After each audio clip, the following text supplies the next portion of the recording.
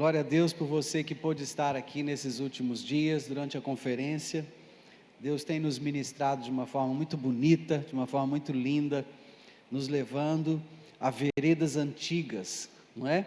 Nos levando a percorrer caminhos antigos e a nos lembrar de valores cristãos para a família que precisam ser fortalecidos nos nossos dias. Amém? Hoje nós vamos falar sobre a consequência de termos esses valores fortalecidos dentro de casa, na nossa família e nessa grande família que é a igreja.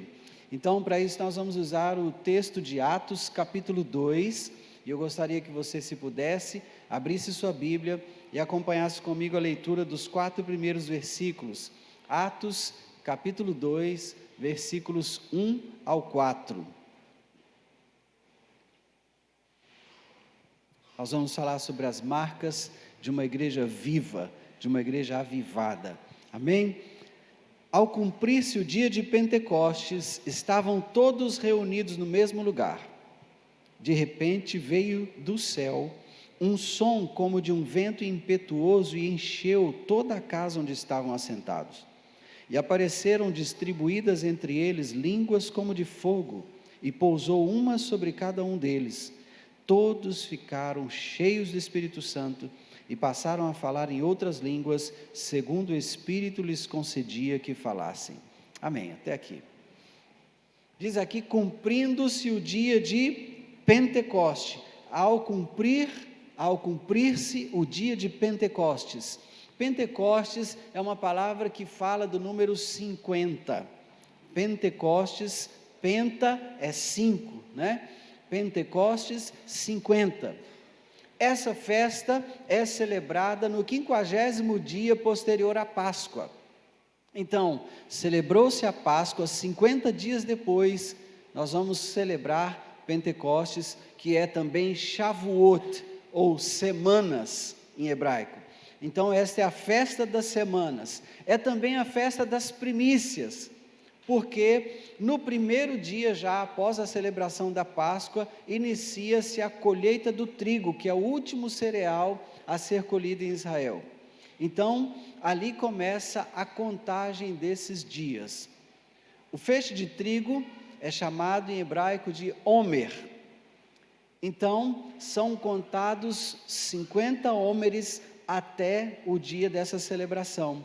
Então, quando a foice passa pelo primeiro feixe do trigo na colheita, então ali começa a contagem do Homer até o dia da celebração de Pentecostes ou de Shavuot.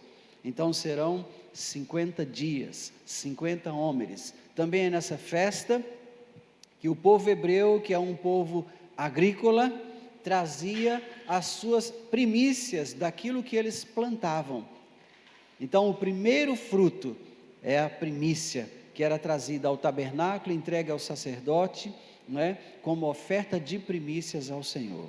Amém? Então é nesse contexto que está acontecendo esse relato do livro de Atos, capítulo 2. Aconteceu a Páscoa, quando Jesus foi morto, crucificado, né? Ressuscitou ao terceiro dia, e durante esses dias da contagem do Homer, Jesus continuou aparecendo aos seus discípulos em várias circunstâncias diferentes. E ele tinha dito aos discípulos que ficassem em Jerusalém, até que do alto fossem revestidos de poder, e então eles seriam testemunhas, tanto em Jerusalém, quanto em toda a Judéia e Samaria, até os confins da terra.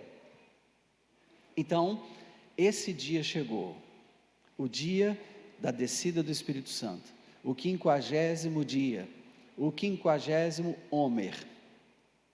E acontece que agora, quando as pessoas estão reunidas ali naquele lugar, vem um som do céu, semelhante ao som de um vento muito forte, um vento impetuoso, é dito aqui no texto, e encheu o lugar onde aquelas pessoas estavam, e apareceram sobre as cabeças daquelas pessoas, que eram cerca de 120 pessoas, como que línguas de fogo, e elas começaram a falar em outras línguas. Segundo o apóstolo Paulo nos ensina, nós podemos falar pelo Espírito Santo a língua dos anjos e a língua dos homens. Eu tive uma experiência em uma ocasião, em que nós estávamos no tempo de intercessão, e o Senhor me deu a língua árabe, e eu comecei a falar em árabe. Eu mesmo não sabia que estava falando em árabe, mas tinha um casal do meu lado, que eram missionários para o mundo árabe, e Deus estava falando com eles, na língua do país para onde eles estavam indo. Foi tremendo. Então, nesse tempo aqui, eles começaram a falar na língua das nações. Nessa festa, que é uma convocação de Deus, os judeus vêm para Jerusalém de todas as nações. Nós temos 3 santas convocações bíblicas. A primeira delas é Páscoa, e ela lembra a saída do Egito. A segunda delas é Pentecostes, lembra a entrega da lei no Monte Sinai.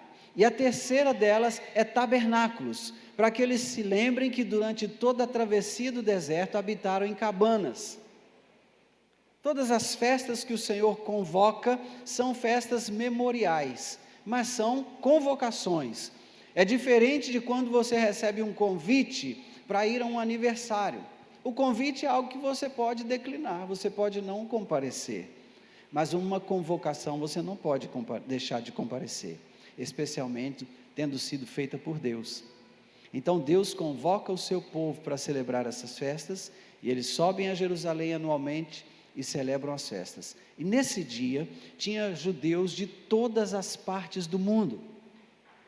Então tinha gente falando em mandarim, tinha gente falando em sul-coreano, tinha gente falando em indonésio, tinha gente falando em todas as línguas das nações. E quando esse vento forte vem sobre aquele lugar, as pessoas correm para lá, para saber o que é isso que está acontecendo.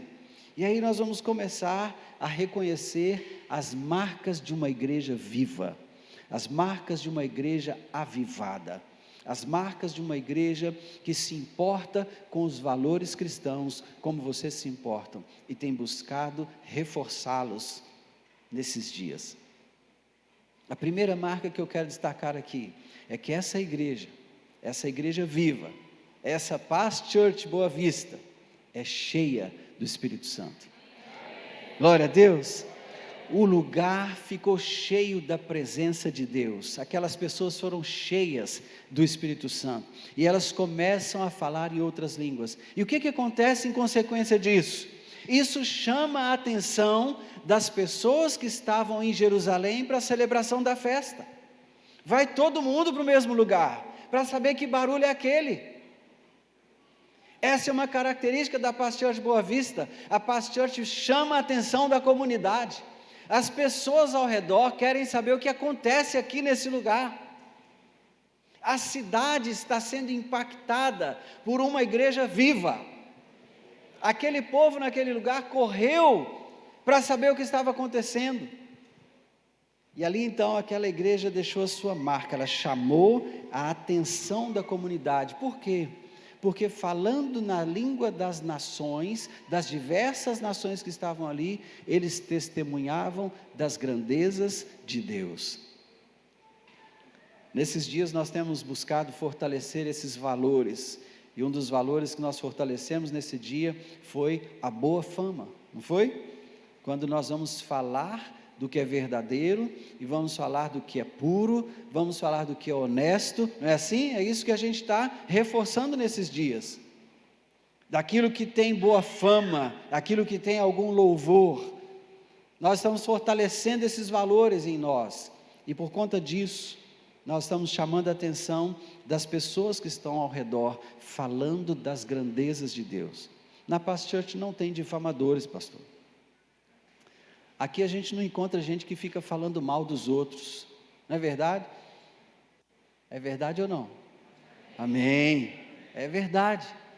A gente não fica aqui encontrando pessoas falando mal umas das outras, porque nós não somos caluniadores, nós não somos difamadores, nós preferimos falar das grandezas de Deus. E aí as pessoas ficam assustadas. Meu Deus, mas são todos galileus, nós somos medos, persas, tem gente de todo tipo aqui, sírios, mas nós estamos ouvindo eles falarem na nossa linguagem, Algo que marca a vida de uma igreja viva é que ela sabe tocar as pessoas numa linguagem que elas entendem. E Deus tem te dado isso de presente. Você pode tocar as pessoas e falar com elas numa linguagem que elas entendem. Essa igreja também é zombada, é criticada, ela é julgada. As pessoas, quando chegaram e viram aquele movimento, começaram a dizer que eles estavam embriagados. 9 horas da manhã, esse povo está cheio de vinho, embriagado. Não se assuste quando o Espírito de Deus tomar você e começar a ministrar através de você os seus dons, e alguém começar a dizer que você está doido, que você é um fanático. Não se assuste com isso. A presença do Espírito Santo, ela é prazerosa para nós, ela gera testemunho em nós, mas muitas pessoas não vão entender.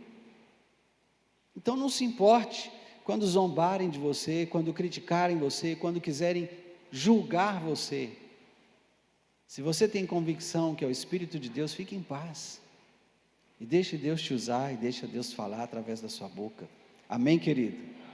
O Senhor fala, Ele fala nos nossos dias, Ele usa a boca dos filhos dEle para falar. Então fique em paz, fique em paz. As críticas vêm, mas elas passam. Outra marca forte dessa igreja é que ela é segura quanto ao agir de Deus. A resposta imediata daqueles que estavam reunidos ali foi: não tem ninguém embriagado aqui. Isso é o que Deus prometeu derramar por meio do profeta Joel. A igreja está segura, ela conhece o seu Deus, ela sabe quem é que está impulsionando-a na direção das pessoas perdidas, impulsionando-a na direção da eternidade. A igreja reconhece e sabe quem é o seu Deus, então ela não teme, ela está segura quanto ao agir de Deus. E nesse ambiente acontece algo que só entre os servos de Deus pode acontecer. Deus usa os que não são para confundir os que são. Porque Deus não está procurando teólogos para pregar o Evangelho. Não. Deus está procurando pessoas que queiram se relacionar com Ele.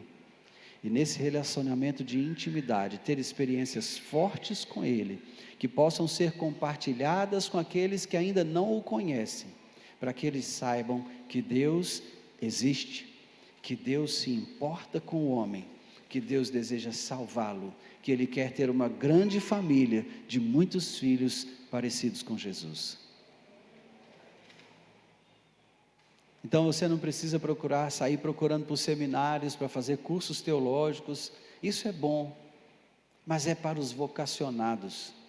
Tem pessoas que Deus chamou exclusivamente para dedicarem suas vidas ao ministério pastoral, apostólico, profético, mestral. Então, se você não é um vocacionado, não se preocupe, não precisa ir atrás de seminário. Fale do que Deus está fazendo na sua vida. Você foi salvo um dia, não foi? Você viveu debaixo de uma opressão terrível do nosso adversário, não foi?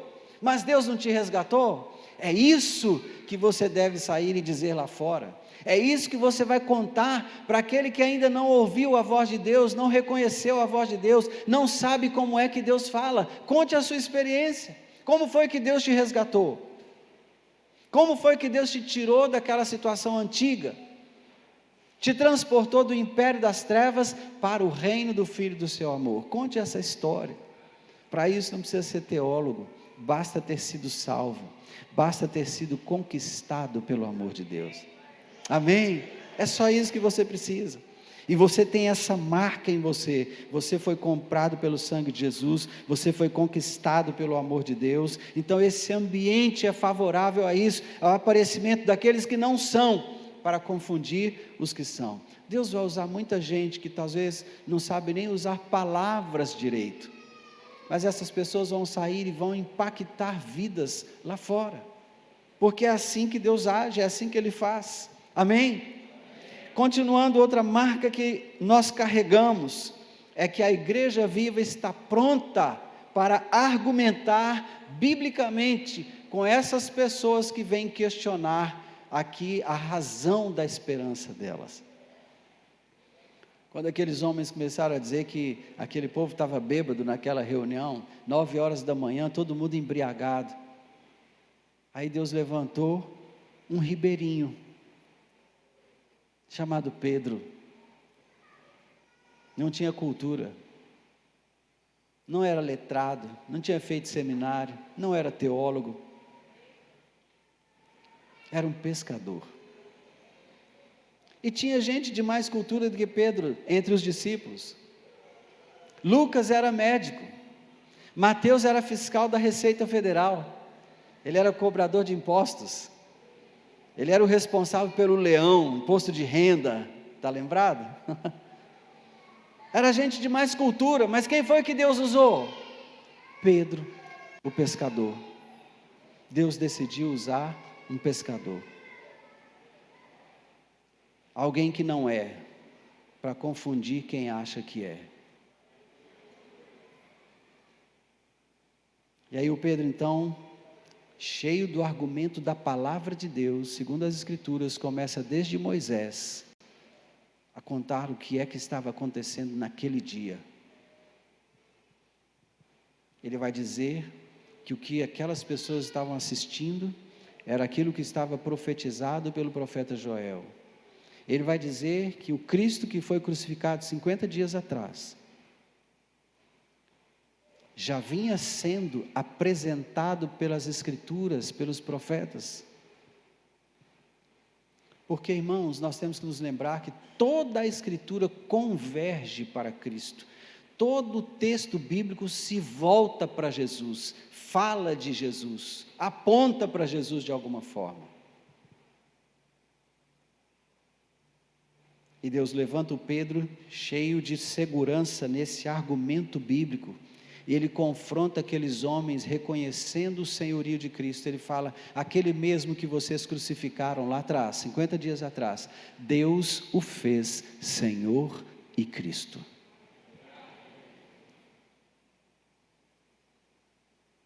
Quantos aqui tem Jesus como Senhor de suas vidas?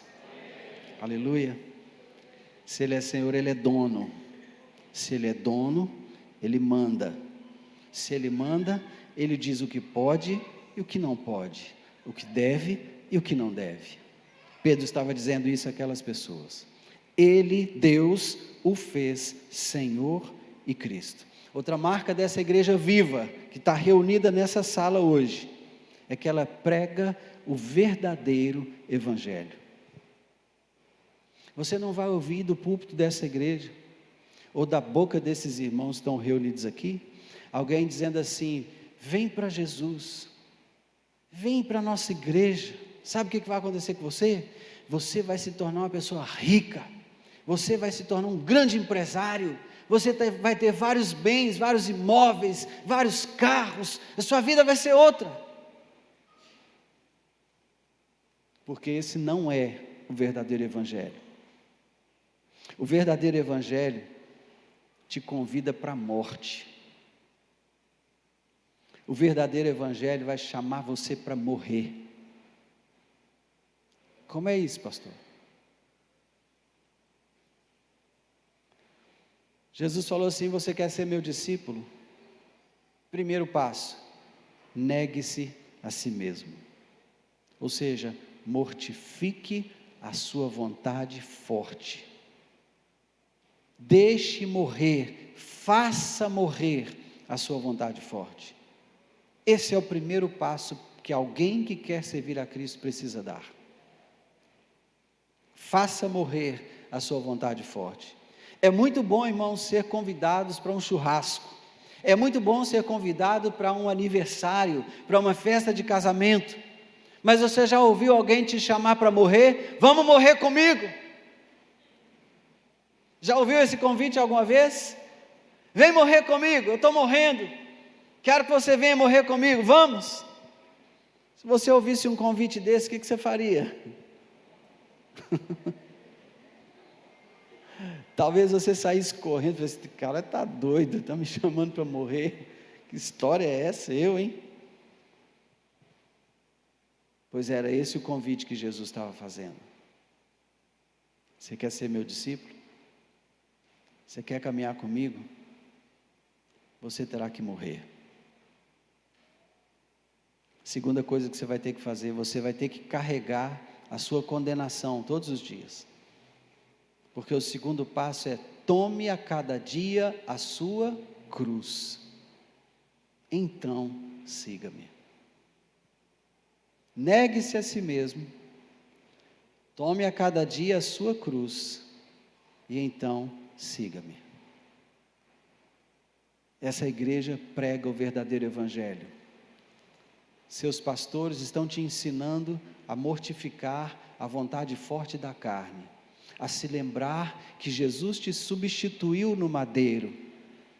Aquele lugar era meu, aquele lugar era seu, mas Jesus nos substituiu e assumiu o nosso lugar, para que nós pudéssemos assumir gratuitamente, sem pagar nada por isso, o lugar que antes era só dele.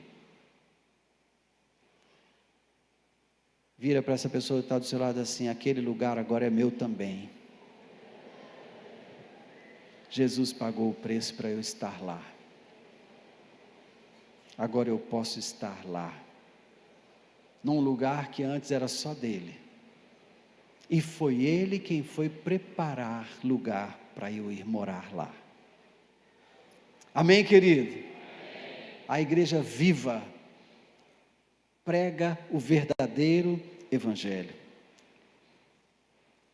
Outra marca dessa igreja viva é que ela é ganhadora de almas e ela é acolhedora. Eu quero agradecer aqui publicamente aos seus pastores, pastor Lima, pastor Gilvan, e as suas esposas, pastora Miriam, pastora Neila, pelo carinho que vocês têm tido comigo nesses dias, vocês igreja, através dos seus pastores. Nós temos sido tratados aqui como filhos, não é?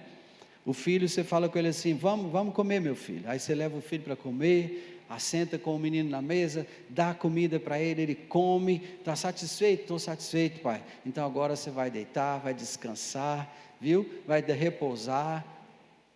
É assim que eu estou sendo tratado, irmãos. Vir aqui para compartilhar a palavra é um deleite. Eu me deleito nisso aqui. Eu estou aqui com o maior prazer. E para mim, se tivesse uma pessoa aqui hoje à noite para eu compartilhar essa palavra, eu teria o mesmo deleite, o mesmo prazer. Mas vocês são tantos, a responsabilidade aumenta muito.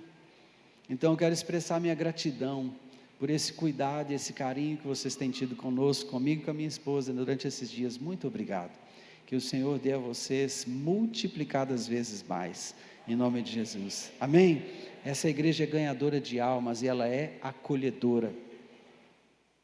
Vocês têm feito um trabalho lindo, eu quero dar os parabéns a vocês, pelo acolhimento que vocês estão dando a pessoas de outra nação, pessoas necessitadas, que têm vindo para o Brasil por causa da situação ruim no seu país, não encontram mais oportunidade de trabalho, nem alimento algumas vezes, e vocês têm feito esse excelente trabalho da igreja, que é amparar o órfão, a viúva e o estrangeiro. Isso, segundo as Escrituras, é a verdadeira religião. Então, parabéns para você, que tem cuidado dessas pessoas, que tem acolhido, tem amado e tem dado provas práticas de amor a essas pessoas.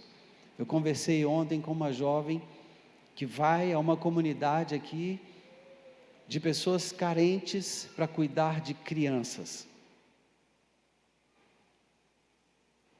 Igreja acolhedora, ganhadora de almas. Nós não vamos ganhar almas julgando as pessoas, apontando para elas qual é o erro que elas estão cometendo, marginalizando essas pessoas. Não, nós vamos ganhar almas acolhendo, dando provas práticas de amor, demonstrando o amor de Deus com a vida que vivemos, da maneira que vivemos. E vocês têm feito isso com excelência. Então, parabéns para vocês, igreja viva. Que o Senhor de fato fortaleça esses valores que nós temos compartilhado nesses dias, e que você permaneça vivo e atuante, em nome de Jesus, amém? Glória a Deus. Outra característica marca essa igreja viva, é que ela é discipuladora perseverante. Irmãos, fazer discípulos é um desafio. Por quê? Porque nós vamos derramar da nossa vida sobre a vida de alguém que não conhece a Cristo, e vamos compartilhar sobre a vida de Cristo com aquela pessoa. Mas muitas vezes o discípulo fica parecido com o discipulador, não é? Esse é o desafio, porque nós precisamos levar o discípulo a se parecer com Cristo, e não comigo. Esse é meu desafio quando eu estou discipulando. E a igreja viva é uma igreja que discipula, que forma discípulos para Cristo. Ela vai tornar pessoas mais parecidas com Ele, semelhantes a Ele. Então o discípulo não pode ficar com os olhos dele no discipulador, mas ele tem que ser levado a pôr os seus olhos em Cristo, a olhar para Cristo, porque olhando para Ele nós somos transformados em glória cada vez mais excelente pelo Espírito, na mesma imagem. É um desafio fazer discípulos. É um desafio, é o nosso desafio, mas a igreja viva, a igreja avivada, a igreja cheia do Espírito, essa igreja que prega o verdadeiro Evangelho, ela também é uma igreja discipuladora. E uma coisa do discipulado, irmãos, é que o discipulado não é para uma semana, não é por alguns dias, não é para alguns meses, mas é para a vida toda. É para a vida toda. Eu preciso ser discipulado, hoje, pastoreando, 32 anos casado, 56 anos de idade, preciso ser pastoreado, preciso ser discipulado.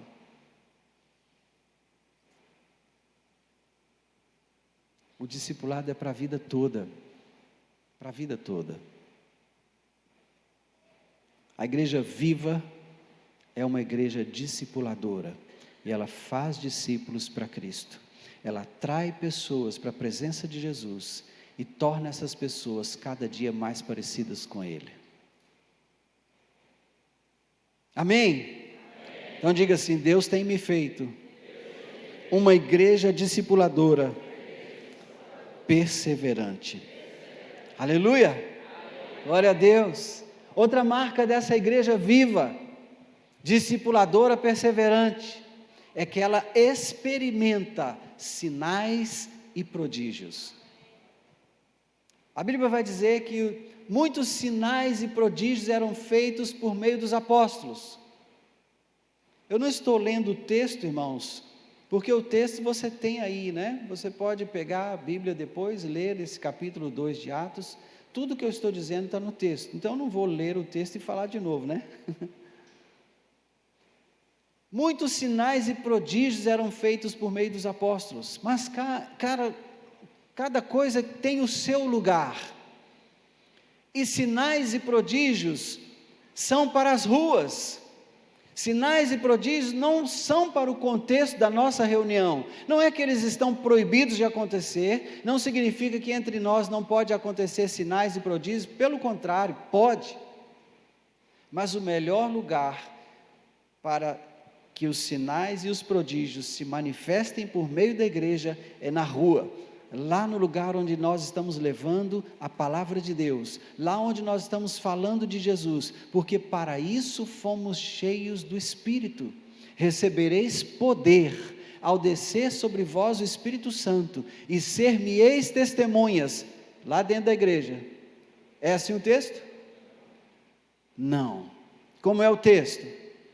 Em Jerusalém, na Judeia, Samaria e até os confins da terra. Então o poder do Espírito de Deus vem sobre a minha vida, para que eu possa testemunhar a respeito da vida dele, lá fora, na minha cidade, no meu estado, nas nações.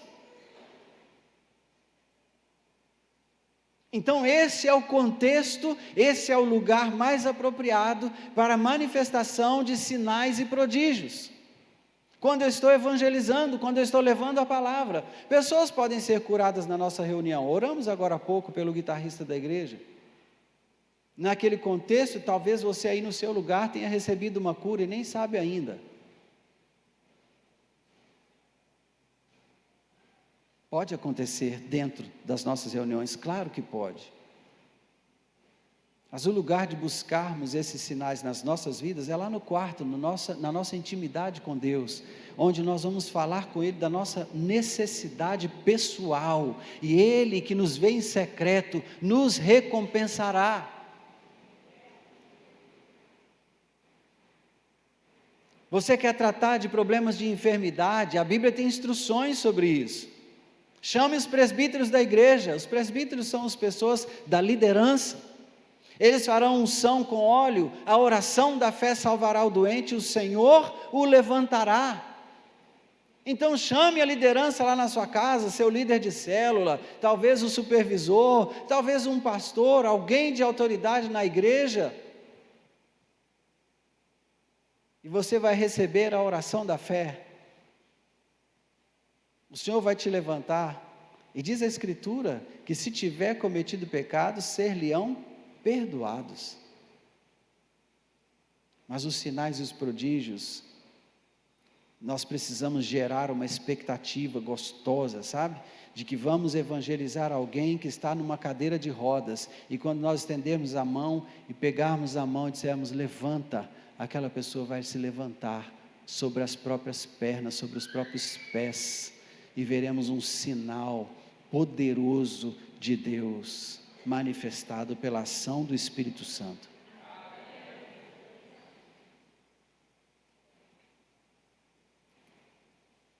As curas podem acontecer entre nós. Eu estava ministrando no louvor, num culto de ceia, eu tocava guitarra naquela ocasião, e nós tínhamos uma irmã na igreja, era uma portuguesa, o nome dela era Isaura. E a irmã Isaura era uma missionária. Pense numa mulher que pregava o evangelho, era a irmã Isaura.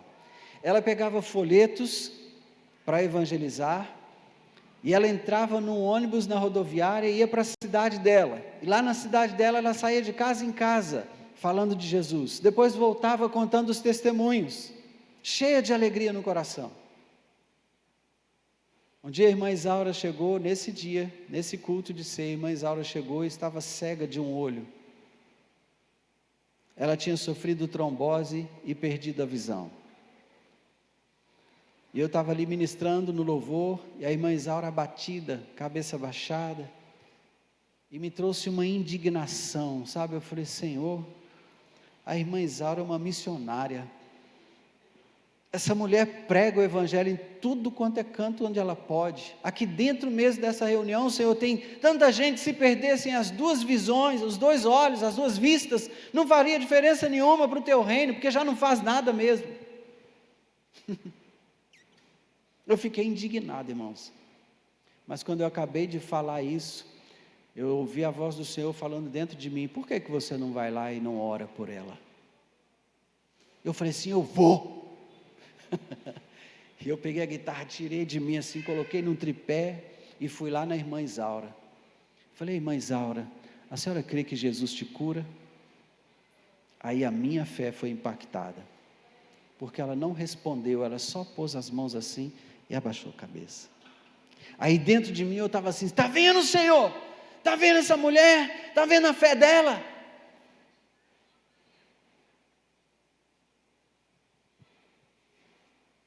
Aí eu coloquei as mãos sobre ela e comecei a orar e falei, Senhor Deus, Jesus um dia se encontrou com um cego que queria ser curado. Ele cuspiu no chão, fez um lodo no chão, passou aquele barro nos olhos do cego, mandou ele se apresentar ao sacerdote e se lavar no tanque de Siloé. E aquele cego voltou a ver Jesus. Pai, dê ordem para que outra vez aquele barro seja feito e passado aqui nos olhos da irmã Isaura, e que ela volte a ver, em nome de Jesus. Quando eu falei em nome de Jesus, ela nem esperou acabar a oração, não. Ela foi do lado dela, pegou a Bíblia que estava ali do lado, tapou o olho que ela estava enxergando, que era o direito, e começou a ler a Bíblia com o olho esquerdo. E quando ela viu que ela estava lendo a Bíblia com o olho esquerdo, ela começou a saltar dentro da igreja, dar glória a Deus, dizendo: eu estou vendo, eu estou vendo, eu estou vendo. Pode acontecer entre nós, irmãos, claro que pode. Aquilo impactou a igreja, impactou a vida dela, impactou a minha vida.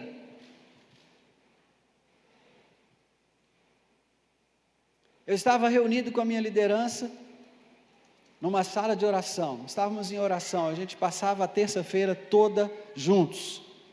Então a gente tomava café da manhã juntos, estudava a Bíblia, almoçava juntos, estudava a Bíblia. De noite estava gente chegando ainda, gente que estava no trabalho, que não podia passar o dia com a gente, vinha à noite para a reunião e a gente se encontrava e ali nós ministrávamos a palavra, nós ministrávamos individualmente cada pessoa, orando. E durante o dia chegou uma mulher naquela reunião. Ela era enfermeira da Santa Casa de Misericórdia de Belo Horizonte. E ela chegou chorando. Eu falei assim: eu estou desesperado, eu preciso que vocês orem por mim. Eu perguntei para ela: o que está acontecendo? Ela disse: apareceu um nódulo no meu seio. E o médico me mandou fazer os exames, e o nódulo está lá. Eu estou com muito medo. Eu falei: tá bom, nós vamos orar. Chamei as mulheres que estavam ali naquela reunião e falei com elas: imponham as mãos sobre ela e nós vamos orar. Irmãos, e nós oramos. E a oração que eu fiz foi assim: Senhor, faz derreter esse nódulo agora, em nome de Jesus. Falei com ela assim: minha irmã, agora nós vamos, os homens vão dar as costas para você, as mulheres vão te proteger aí, te resguardar, para que ninguém te veja. E você vai procurar o nódulo. E nós demos as costas para ela, todos os homens, as mulheres fizeram um círculo ao redor dela, e ela foi procurar o nódulo. Ela começou a falar assim: sumiu, não está aqui o nódulo, eu não estou achando, não está aqui. Eu falei: olha direito, irmã. Não, pastor, eu não tenho dificuldade, não, eu sei exatamente onde ele estava. Não está aqui, desapareceu. Eu falei: então dá glória a Deus, vai embora para casa celebrar o Senhor. Amém? E ela ficou sem aquele nódulo, Deus fez desaparecer. 1996, a minha mãe foi acometida de um câncer de mama. Minha mãe é uma mulher de oração, viu? Mulher que ora mesmo, ora mesmo. E Deus tem respondido as orações dela. Em 1996, ela foi acometida por um câncer de mama. E ela perdeu 60% da mama direita, ficou mutilada. Isso para uma mulher, irmãos, as mulheres que estão aqui podem dizer para mim, né? Podem confirmar o que eu estou dizendo. Isso é um desastre. Isso é um terror pelo qual mulher nenhuma quer passar. Ela fez a cirurgia, extraiu 60% da mama, fez a radioterapia e foi orar ao Senhor: Senhor, eu não aceito essa doença no meu corpo. Não aceito essa doença no meu corpo. Em nome de Jesus, não aceito. E começou a orar e proclamar a palavra de Deus. O câncer desapareceu.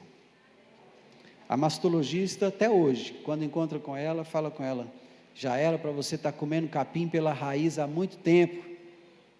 Aí ela vira para a mastologista e fala assim: eu não, Jesus me curou. Mas em 2013, ela teve uma recidiva, o câncer voltou. E voltou no fígado com metástase para os pulmões. E eu estava em Juazeiro do Norte para a gravação do CD e do DVD do Diante do Trono, Tu Reinas. E era meu turno de proclamações da palavra.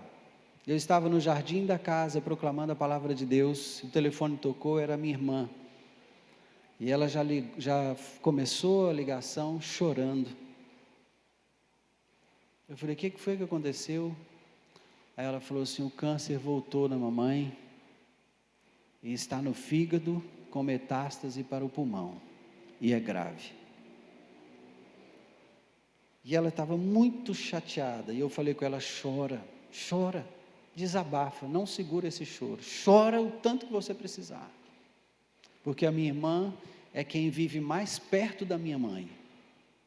Elas oram juntas todos os dias, às 17 horas, elas estão juntas em oração, todos os dias.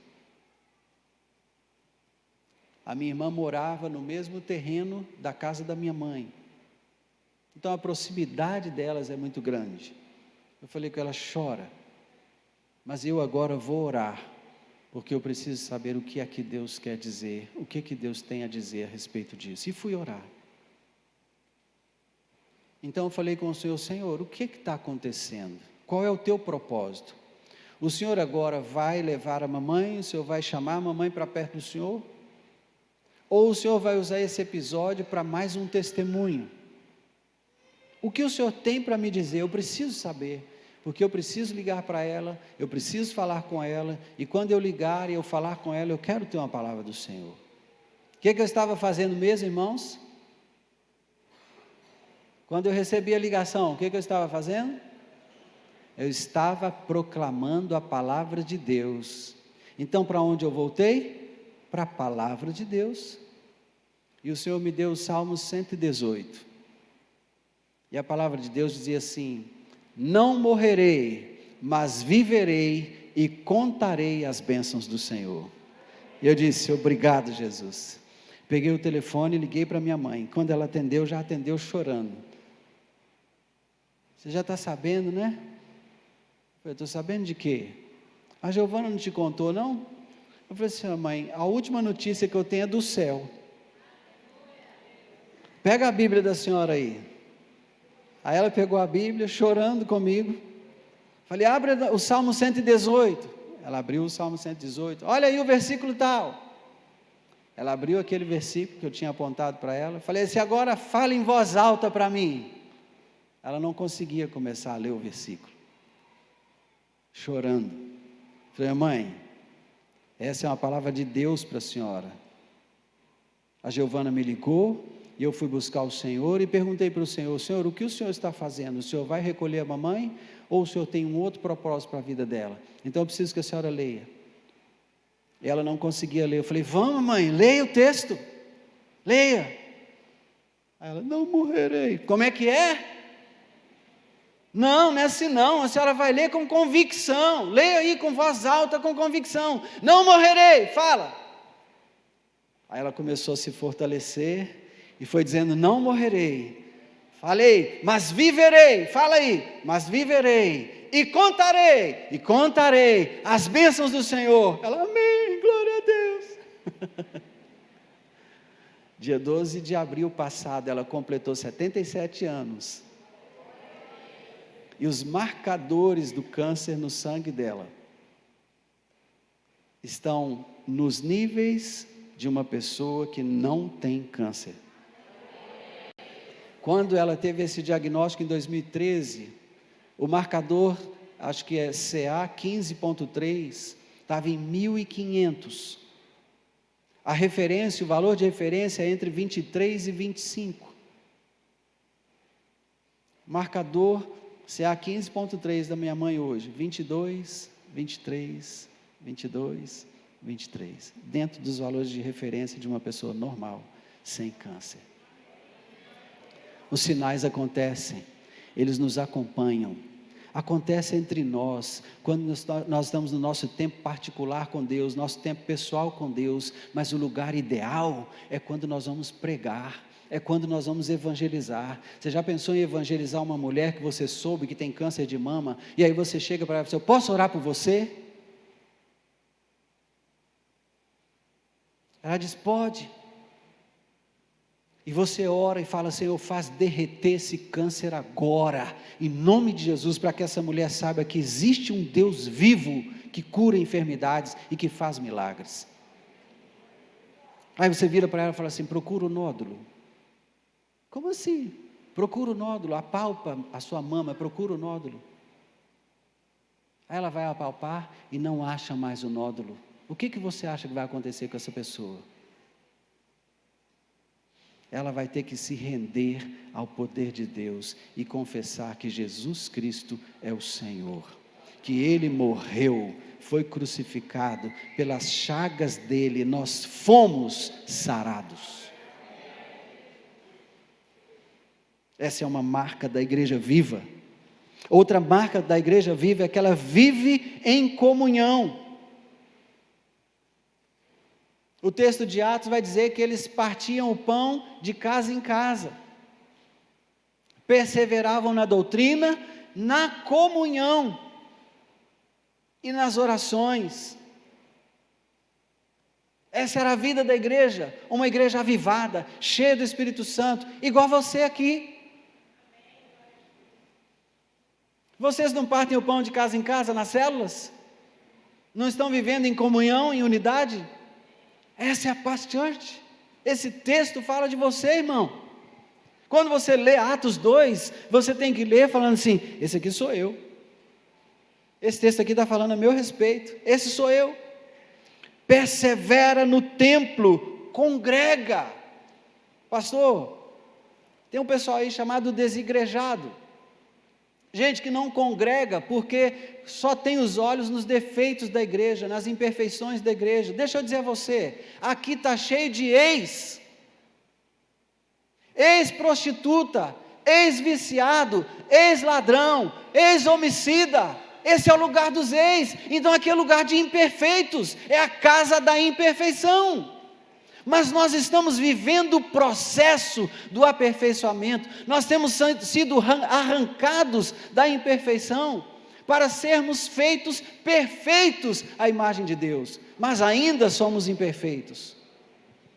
Quando você olhar para mim, você vai ver alguma imperfeição, talvez o meu tom de voz seja desagradável para você, lamento muito, mas eu falo assim mesmo. Talvez você vai encontrar imperfeições em mim, irmão. Eu quero que você saiba, eu estou caminhando num caminho estreito, não me empurra, senão eu caio para fora do caminho. Me ajuda a chegar lá no final, coopere comigo, amém? Me dê seu ombro para eu apoiar, me dê suporte. É isso que a Bíblia diz: suportai-vos uns aos outros em amor. Nós somos imperfeitos mesmo, mas você não tem que ser desigrejado por causa disso não. Olhe para o seu irmão como um necessitado e ame esse irmão. Outra característica dessa igreja viva maravilhosa é que ela se reúne nas casas. Eu não quero nem perguntar quantas células a Paz Church tem hoje, que talvez a gente não tenha assim noção, né? Talvez seja um número tão grande. A igreja avivada se reúne nas casas, sabe por quê? Porque a igreja vai terminar os seus dias na terra do mesmo jeito que ela começou, nas casas. Vai chegar um tempo, irmãos, infelizmente, nós não vamos poder ter essa liberdade de reunir nos templos, nos salões, nos auditórios grandes. Nós teremos que ir para as casas. Então vai treinando aí, irmão, vai para a célula, vai treinando aí, vai treinando aí. Você que é um crítico das células, você que tem algumas coisas contra essas reuniões nas casas, se por acaso tem alguém aqui que ainda tem essa dificuldade, deixa eu te dizer, vai treinando, porque vai chegar o tempo em que nós não teremos a liberdade que temos hoje, e vamos ter que nos reunir nas casas. A última marca dessa igreja viva é que ela conta com a simpatia do povo.